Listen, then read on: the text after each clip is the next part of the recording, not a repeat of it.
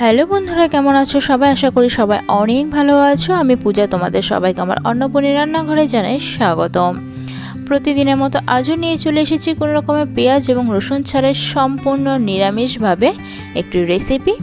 বেগুনের এই দুর্দান্ত সুস্বাদুকর রেসিপিটি খাবারের পাতে থাকলে কিন্তু এক থালা ভাত নিমেষেই শেষ হয়ে যাবে। তো বন্ধুরা, চলো চটপট রেসিপিটি দেখে নিই।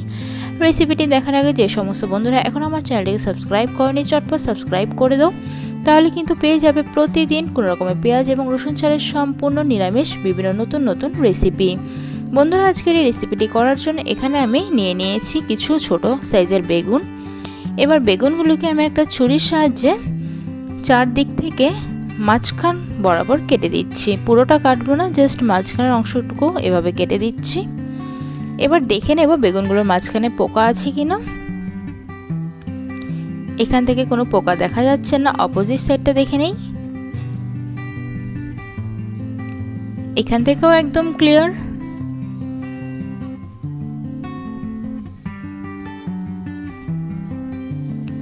বেগুনটা কিন্তু কোনো রকম পোকা ছাড়াই একদম ক্লিয়ার আছে। এভাবে আমি সমস্ত বেগুনগুলোকে কেটে দেখে নেব।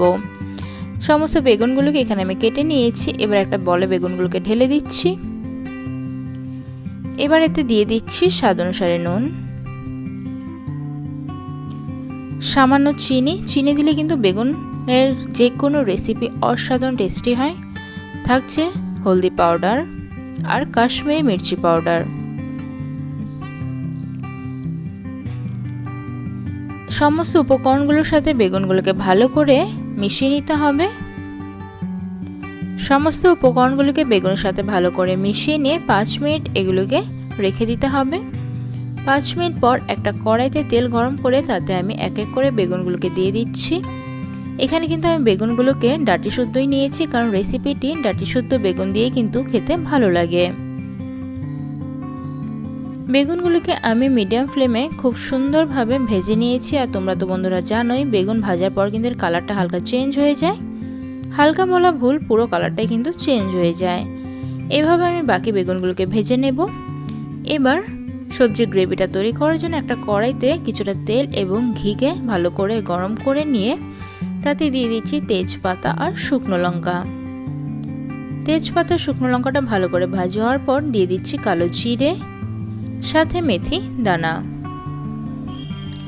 এগুলোকে ভালো করে ভেজে নেওয়ার পর এখানে আমি দিয়ে দিচ্ছি কেটে রাখা টমেটো।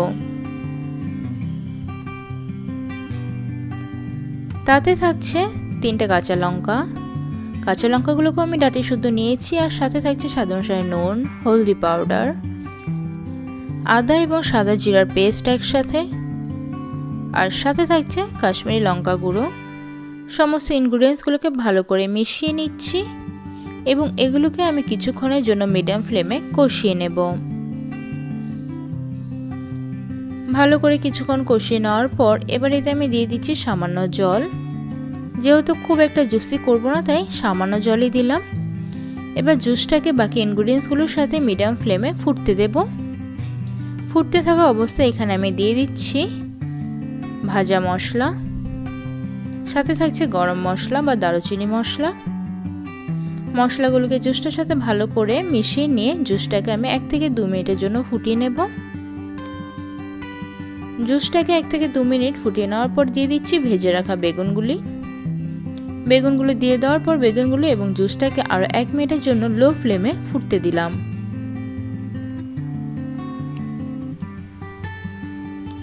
আরও 1 মিনিট লো ফ্লেমে ফোটার পর কিন্তু আমাদের রেসিপিটি একদম রেডি। গ্যাসটাকে অফ করে আমি সার্ভ করে দিচ্ছি।